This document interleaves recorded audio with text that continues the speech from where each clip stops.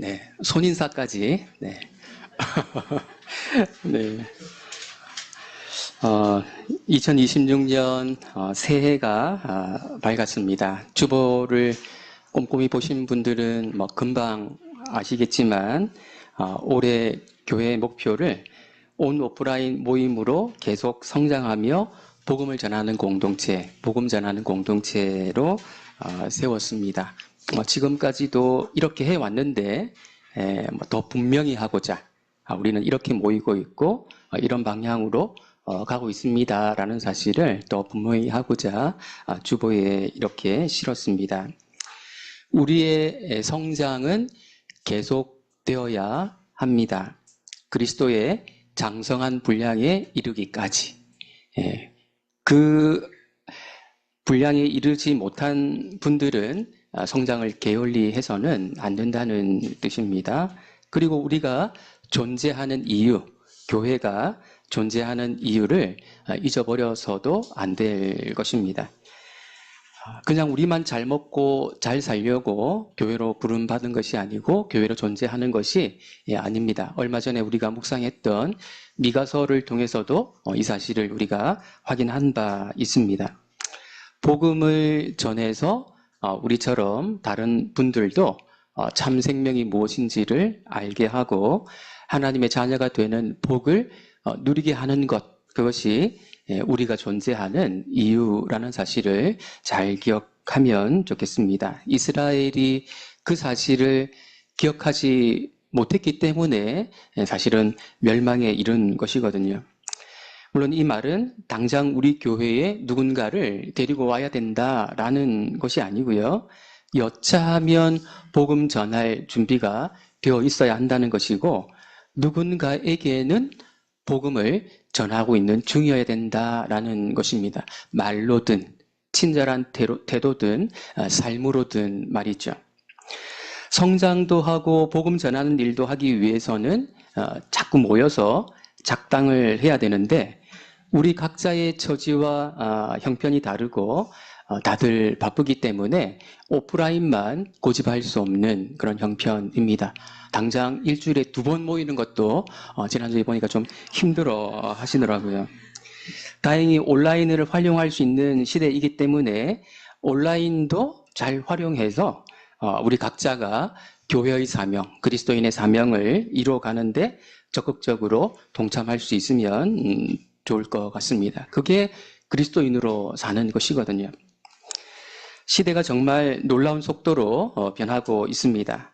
온라인으로도 모일 수 있다는 사실도 그렇지만 AI라고 하는 것이 어디까지 우리를 이렇게 바꿔놓을지 정말 알 수 없는 그런 시대가 되었습니다. 로봇과 AI가 합쳐지면 사람 비슷한 존재가 탄생할 것 같은데 그때가 되면 결혼 대신 AI 로봇과 사는 길을 택할 사람들이 늘어날 거라는 전망도 있더라고요. 그 사람은 그 사람이라고 해야 될까요? 그 로봇은 원하는 것을 다 들어줄 테니까 말이죠. 예배당 맨 앞줄에 AI 로봇이 앉아서 진지하게 기도드리고 있는 모습을 보게 될 날이 올지도 모르겠습니다. 인간이 그렇게 된다면 꽤 심각한 세계관 혼란이 일어날지도 모르겠습니다. 인간이 창조주의 반열에 서게 되는 것일까요? AI 로봇은 인간의 형상을 가졌다 이렇게 말해야 되는 것일까요? 우리 시대의 세계관 혼란을 부추기는 것은 단연 과학입니다. 그런데 세계관 혼란은 이 시대에만 존재하는 것이 아니고 어느 시대에나 존재했다는 사실을 우리가 기억할 필요가 있겠습니다. 아주 오래전으로 거슬러 올라가서 최초로 하나님의 백성이라 불렸던 출애굽했던 이스라엘 백성들에게도 세계관 혼란이 존재했습니다. 이스라엘 백성들은 그들 주변에 살고 있었던 민족들과 접촉하며 살 수밖에 없었는데 그 접촉을 통해서 그들의 세계관의 영향, 그들의 세계관의 유혹을 떨쳐버릴 수 없었죠. 그들의 세계관의 영향을 받으면서 살아야 했습니다. 그 시대의 이스라엘 백성들은 세계관의 유혹에 어떻게 대처했는지를 살펴보므로 오늘 우리는 우리 시대에 주어지고 있는 세계관의 유혹, 세계관의 혼란에 어떻게 대처해야 되는가 하는 것을 함께 고민해보는 그런 시간이 되었으면 좋겠습니다. 이에 대한 답은 아마도 오랜 논의를 거쳐야 할 것 같기 때문에 고민의 시작이라고 표현하는 것이 좋을 것 같습니다. 2026년 큐티 본문은 창세기로부터 시작하는데요. 1장은 오랫동안 학자들의 많은 논쟁의 대상이 되어 왔습니다. 창세기 1장이 말하려고 하는 것이 과연 무엇인가 하는 것이죠. 세상이 창조되는 과정을 객관적으로 설명해 내려고 하는 것이 창세기 1장의 목적인가? 우주가 이런 순서대로 창조되었다는 것을 우리에게 알려주는 것인가? 그래서 이 정보는 시대에 상관없이 모든 사람들이 객관적인 사실로, 과학적인 사실로 받아들여야 되는 것인가? 라는 것입니다. 창세기 1장에 대한 다양한 견해들이 존재하는데 제가 이런저런 다양한 견해들을 보고 판단해서 받아들이고 있는 입장은 창세기 1장이 타락한 문화 속에서 살아가던 이스라엘 백성들의 신앙을 위해서 기록되었다는 것입니다. 그러니까 창세기는, 특별히 창세기 1장은 과학서적으로 읽으면 되는 것이 아니라 신앙서적으로 읽어야 된다는 것입니다. 창세기 1장에서 창조 순서나 창조에 걸린 기간 같은 과학적인 사실을 발견해 내려고 해서는 안 된다는 말입니다. 그것은 과학자가 해야 되는 영역입니다. 우주의 모양에 대한 묘사도 마찬가지입니다. 그 시대의 사람들의 우주관이 반영되어서 묘사가 된 것이라고 우리가 이해를 해야 맞습니다. 고대 근동 지역에도 창세기 1장과 비슷한 형태를 가진 창조 이야기들이 존재했습니다. 창조 신화라고 할 수 있겠죠. 어느 시대건 자신들의 근원에 대한 궁금증들이 있기 마련이고 어디서 기원했는지는 모르나 나름대로의 대답을 갖고 있었던 것이죠. 그들의 대답을 그들은 공유했을 것입니다. 그런데 그런 창조 이야기들을 반복해서 듣다 보면 거기에 맞는 세계관이 형성되기 마련이겠죠. 거기에 맞는 세계관은 결국 우상 숭배로 나아가는 길을 터주게 됩니다.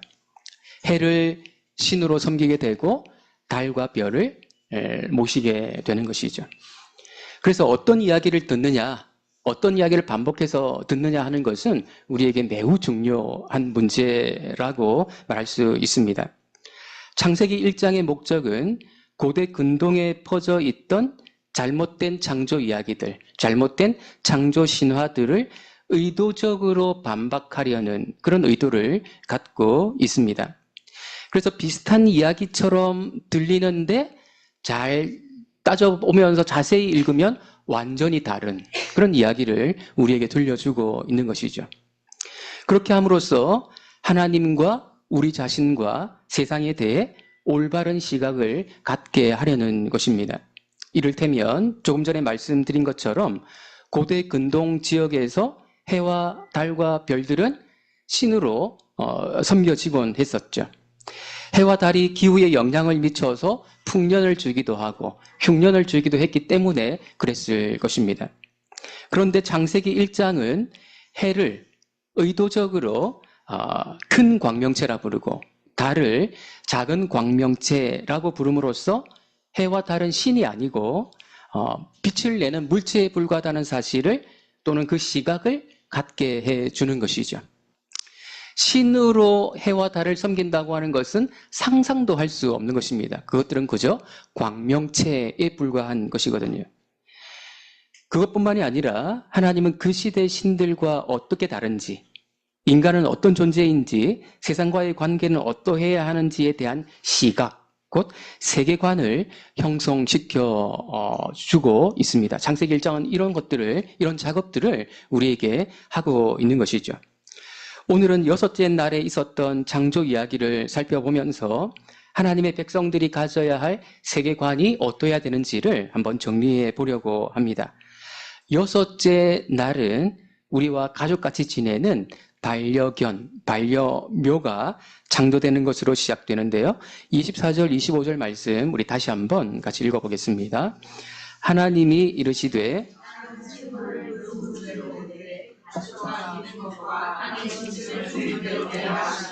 그대로 되니라. 하나님이 땅의 짐승을 그 종류대로, 가축을 그 종류대로, 땅에 기는 모든 것을 그 종류대로 만드시니 하나님이 보시기에 좋았더라.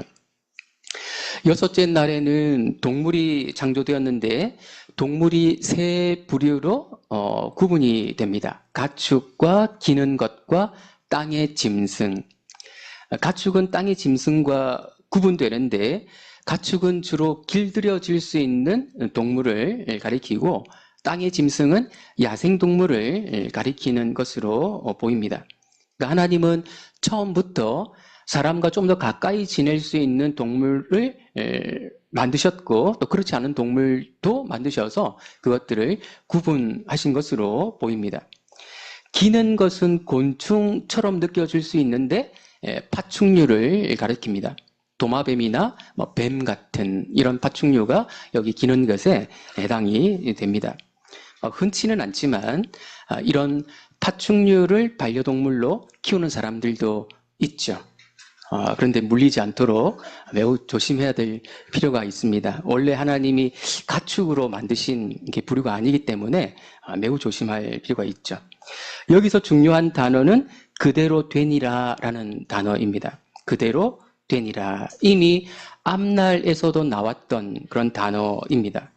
하나님이 말씀하시면 그대로 되는 것이죠. 시간이 얼마나 지났는지 우리가 정확히 알 수는 없지만 결국 하나님의 말씀대로 되어갔다라는 것을 성경은 우리에게 아주 짤막하게 보여주고 있습니다. 오래된 지구 창조론에 의하면 지구의 나이는 약 45억 년이라고 합니다. 이 사실이 정확한 연구에 의해서 나온 결론이 맞다면 지구가 창조되는데 굉장히 오랜 시간이 걸렸다. 하나님이 매우 세심하게 지구를 만들어 오셨다. 이렇게 볼 수 있겠죠. 중요한 것은 하나님의 말씀에 창조의 능력이 있다는 사실입니다. 하나님은 지금도 말씀을 통해서 새로운 것들을 창조해 나가시고 특별히 우리 인간도 창조해 가고 계십니다. 물론 새롭게 태어나는 창조도 포함되지만 이미 창조된 우리를 또 새롭게 창조해 가시는 이것을 이제 새 창조라고 표현하지 않습니까? 이 창조도 행하고 계십니다. 말씀이 우리 안에서 창조의 능력을 발휘하기 위해서는 말씀 묵상에 나 자신을 내어드릴 필요가 있는 것이죠. 말씀이 창조할 수 있는 기회를 드리는 것입니다. 새해에는 또다시 새로운 각오로 말씀 묵상에 힘썼으면 좋겠습니다. 그래서 말씀이 나를 새롭게 창조할 수 있는 여지를 허락해 드리는 것이죠. 여섯째 날의 하이라이트는 인간 창조에 있습니다. 여기에 성경적 신론과 인간론의 기초가 다 들어있기 때문에 짧지만 우리가 좀 자세히 묵상할 필요가 있습니다. 26절 말씀도 우리 같이 한번 읽어보겠습니다. 하나님이 이르시되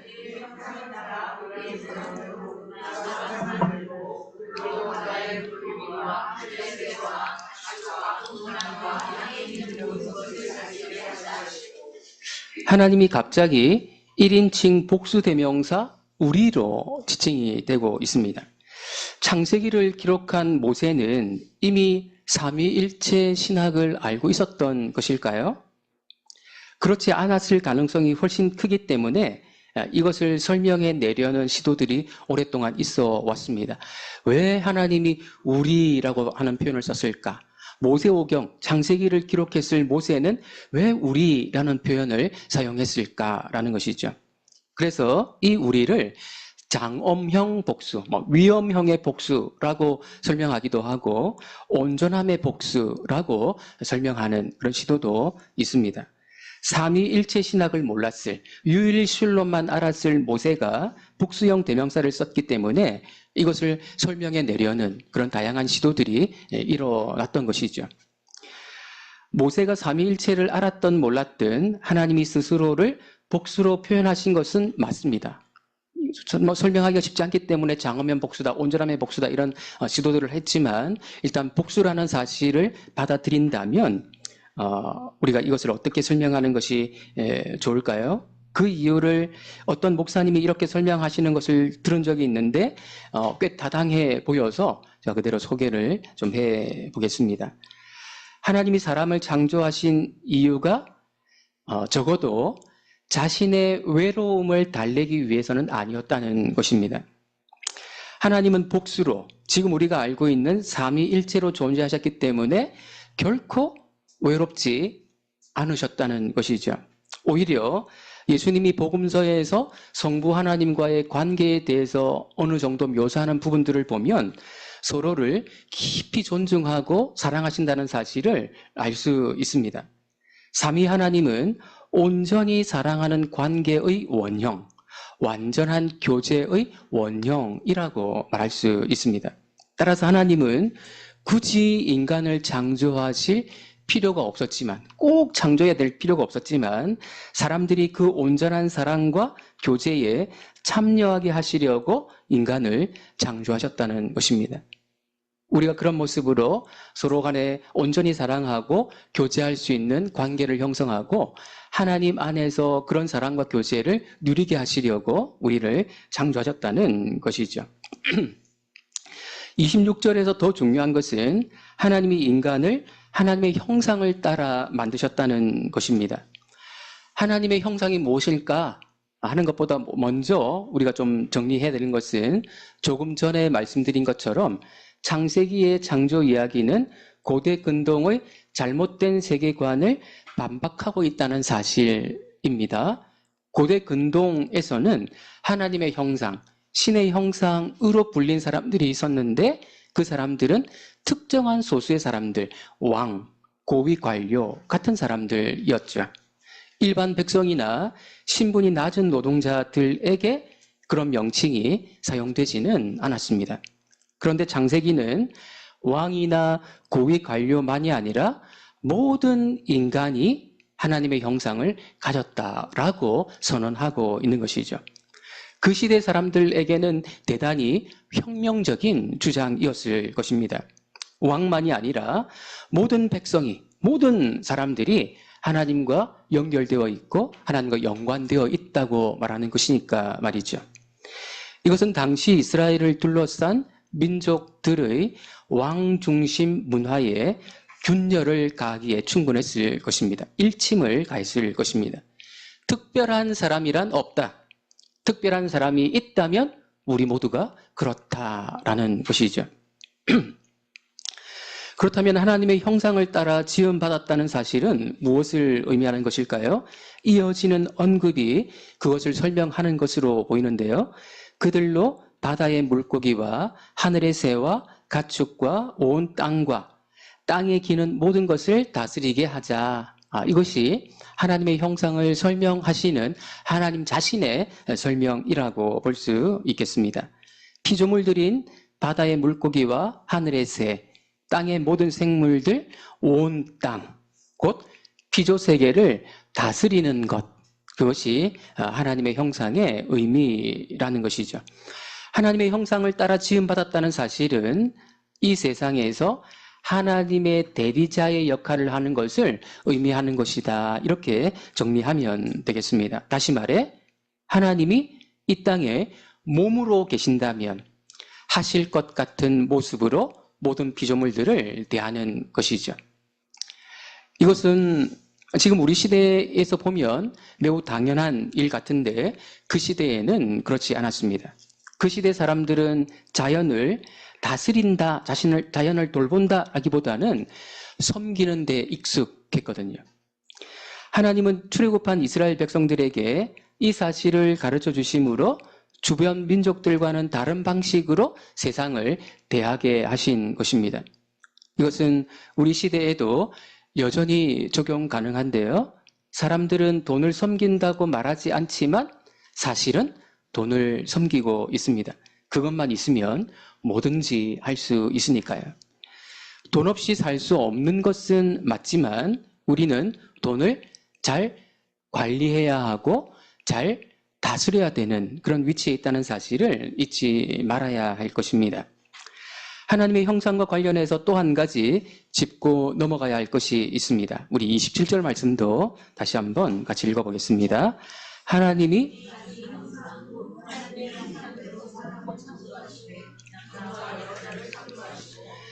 모든 사람이 하나님의 형상을 가진 것이 맞지만 또한 남자와 여자가 하나님의 형상을 갖고 있다 이렇게 설명하고 있습니다.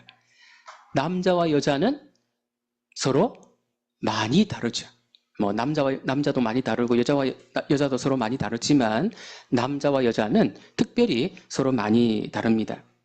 여자가 괜찮다, 됐다라고 말할 때 그 실제적인 의미는 100가지가 넘는다는 것을 알고 계십니까?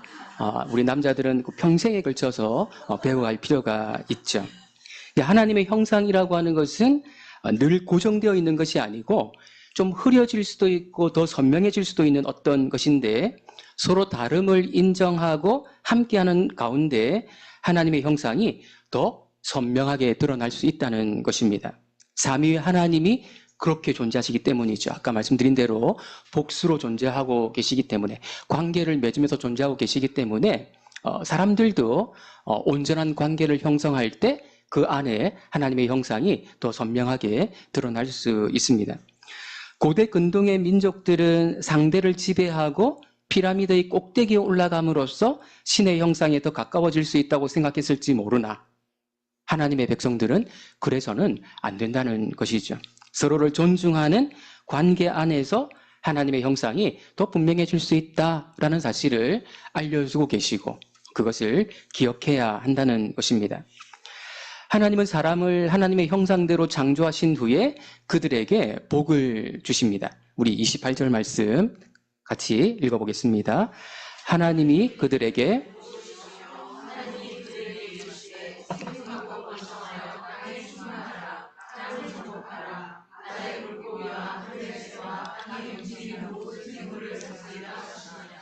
여기서 우리가 또 한 가지 확인해야 하는 것은요. 하나님께서 사람에게 생육하고 번성하는 복을 주셨다는 것입니다. 이건 역시도 고대 근동의 세계관을 반박하는 의미가 담겨 있습니다. 고대 근동의 민족들은 생육의 복, 다산의 복을 받기 위해서 의식을 치렀고요. 그 의식에 그들의 창조 이야기, 창조 신화를 사용했다고 합니다. 하나님은 생육의 복을 이미 주심으로 의식 같은 것에 의존할 필요가 없다고 말씀하시는 것입니다. 하나님이 이미 주신 복을 누리기만 하면 된다는 것입니다. 감사하면서 말이죠. 이거 더 달라고, 생육의 복을 달라고 막 의식을 치르고 이상한 행동을 할 필요가 없다는 것입니다. 마지막으로 한 가지 더 고대 근동의 세계관을 반박하는 내용을 살펴보겠습니다. 창세기는 하나님이 사람을 만드신 목적이 하나님이 만드신 것들을 다스리게 하려는 것이다라고 말하고 있습니다. 그런데 고대 근동의 창조 이야기들, 창조 신화를 보면 신이 인간을 만든 목적이 완전히 다릅니다. 인간은 신들을 즐겁게 해주는 존재에 불과합니다. 그러니까 신에 비하면 인간은 매우 하찮은 존재에 불과한 것이죠. 이런 세계관의 영향을 받는다면 어떻겠습니까? 신 앞에 비굴해지는 방향으로 가기가 쉽겠죠. 신을 닮은 성숙함으로 나아가는 것은 처음부터 기대할 수 없을 것입니다. 인간이 신들을 즐겁게 해주는 일 가운데 하나는 신들에게 음식을 공급해 드리는 일이었습니다. 인간은 신들의 종인 셈이죠. 그리고 이 신들의 형상을 가진 자가 왕과 같은 고위 지도자들이었기 때문에 그들을 섬기는 형태로 백성들이 살아야 했을 것입니다. 그러나 하나님은 전혀 다른 방식으로 사람들을 대한다는 사실을 보여주는데요. 29절, 30절 말씀 같이 한번 읽어보겠습니다. 하나님이 이르시되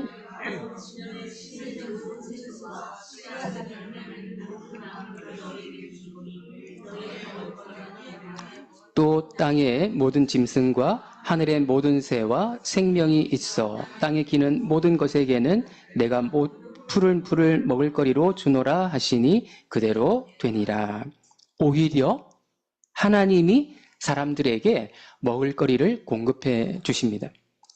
하나님에 대해서 무섭고 엄한 신이 아니라 아버지 같은 자상한 분으로 이해하게, 인식하게 하신 것이죠.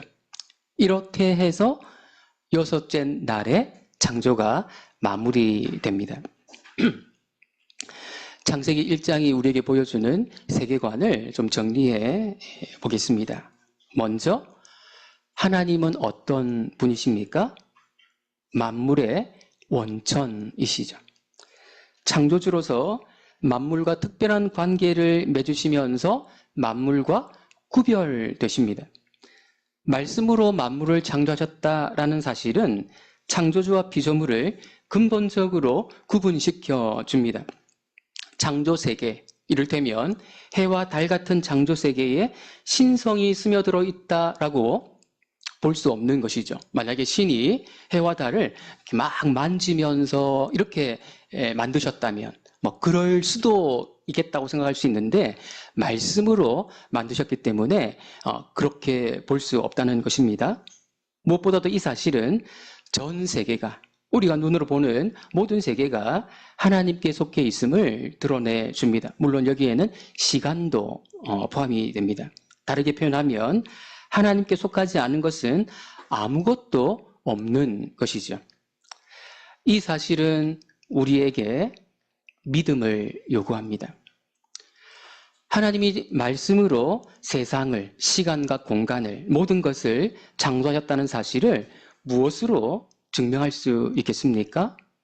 과학으로 증명이 안 되죠. 과학은 창조의 일부일 뿐입니다. 대신 믿음으로 받아들이고 나면 이 모든 것이 설명이 되거든요. 그리고 성경이 이 사실을 소개하는 것으로 시작하는 것은 우리에게, 모든 인간들에게 엄청난 도전입니다. 창세기 1장, 특별히 1장 1절을 받아들이지 않고는 이후에 나오는 놀랍도록 다사다난한 이야기들은 아무 의미가 없어지는 것이죠. 이후에 나오는 모든 내용들의 기본적인 전제는 하나님께서 세상을 창조하셨다. 모든 세상은 하나님의 것이다. 라는 것에서 출발하는 것이거든요. 그래서 이후에 나오는 내용들이 의미 있게 묵상이 되려면 창세기 1장, 하나님의 창조를 받아들일 건지 말 건지를 스스로 결정해야 되는 것입니다. 두 번째로 우리는 우리 자신, 곧 인간에 대한 두 가지 근본적인 진실을 대하게 됩니다. 하나는 우리, 사람이 창조된 존재, 피조물이라는 사실입니다. 창세기 2장을 보면 사람을 만드시는 과정이 좀 더 자세히 소개되는데 거기를 보면 사람이 흙으로 지음받았다라는 그 내용이 언급됩니다. 다시 말해 흙으로 지음받은, 그래서 흙으로 돌아갈 피조물인 것이죠. 너무 대단한 척하면 안 된다는 것입니다. 그리고 다른 한 가지 진실은 그런 피조물이지만 하나님의 형상을 가졌다는 사실입니다. 따라서 아무리 대단해 보이는 사람도 흙으로 지음받은 피조물에 불과하고 아무리 비천해 보이는 사람도 하나님의 형상으로 지음받은 존귀한 존재라는 이중적인 진실이 탄생하게 되는 것이죠. 내가 굉장히 대단한 존재로 느껴지는 때가 온다면 흙으로 지음받은, 흙으로 돌아갈 피조물이라는 사실을 기억해야 될 필요가 있습니다. 내가 아무것도 아닌 존재로 느껴지는 때가 온다면 하나님의 형상으로 지음받은 존재라는 사실을 기억할 필요가 있는 것이죠. 그것은 나뿐 아니라 다른 사람을 대하는 태도에서도 동일합니다. 아무리 대단한 존재처럼 보여도 그는 흙으로 만들어졌고 흙으로 돌아갈 피조물에 불과하고요. 어떤 사람, 내가 보기에 너무 하찮아 보이는 사람이라 할지라도 하나님의 형상으로 지음받은 존귀한 존재라는 사실을 기억할 필요가 있습니다. 그리고 하나님이 우리에게 특별한 사명을 주셨음을 잊지 말아야 합니다. 그것은 하나님이 창조하신 이 세상을 잘 다스리는 것이죠. 잘 돌보는 것입니다. 그러니 창세기 1장은 우리의 위치가 어디에 있어야 하는지를 분명히 보여줍니다. 우리는 위로 하나님을 모시고 하나님의 통치를 받으면서 살아야 되고, 아래로 땅과 바다와 하늘에 있는 인간 위의 모든 피조물들을 다스리는, 돌보는 위치에 있는 것이죠. 이 위치가 뒤바뀌는 것이 무엇인지 아십니까? 이 위치가 혼동되고 바뀌는 것이 우상숭배입니다. 다스려야 할 것들을 섬기고 다스림을 받아야 할 분을 무시하는 것, 외면하는 것, 그것이 우상숭배이죠. 이 위치를 지키는 것이 쉽지 않다는 사실을 보여주는 것이 이스라엘의 역사입니다. 우상숭배하는 쪽으로 빨려 들어가는 것처럼 이 질서를, 이 위치를 이렇게 어기는 그런 모습을 보여주고 있지 않습니까?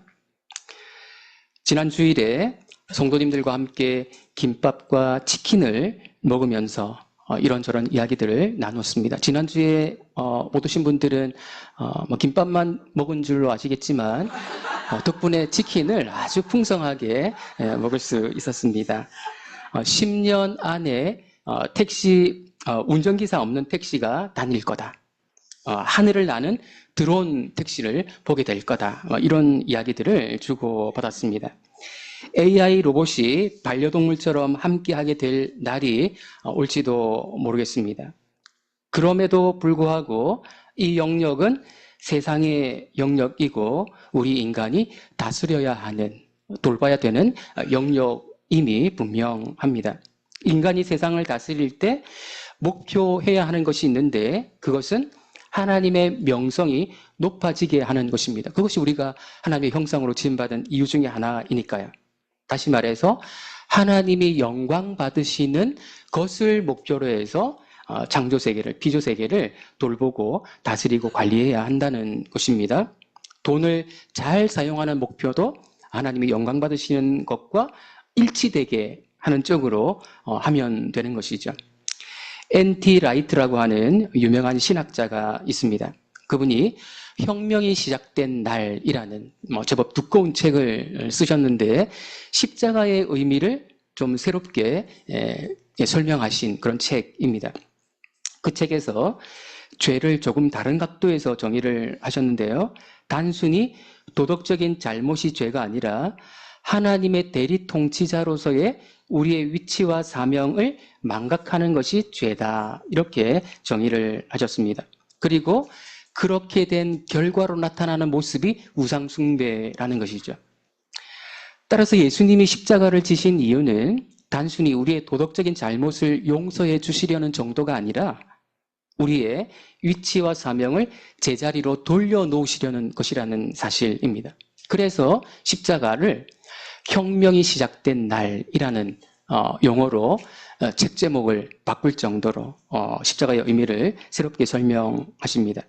하나님께서 처음 인류에게 맡기신 대로 세상을 바르게 다스리는 것, 그리고 십자가에서 바로 그 일이 혁명처럼 새롭게 시작될 수 있게 예수님이 만들어 주셨다는 것입니다. 하나님의 다스림을 받으면서 하나님의 명성이 높아지는 방식으로 우리 각자에게 주어진 사명을 감당해 나가는 우리가 되었으면 좋겠습니다. 어제나 오늘이라 날이 달라진 것은 없지만 2026년을 우리에게 주신 것은 새롭게 시작해 보라는 의미일 것입니다. 특히 오늘 성찬식을 통해서 이 새로움의 의미가 배가 되는, 다시 한번 이 성찬식에 참여함으로 이전에 2025년까지 내가 죽고 새롭게 태어나는 부활의 능력을 경험하는, 그래서 우리에게 주어진 사명을 더 잘 감당하기로 결단하는 그런 귀한 시간 되기를 바랍니다.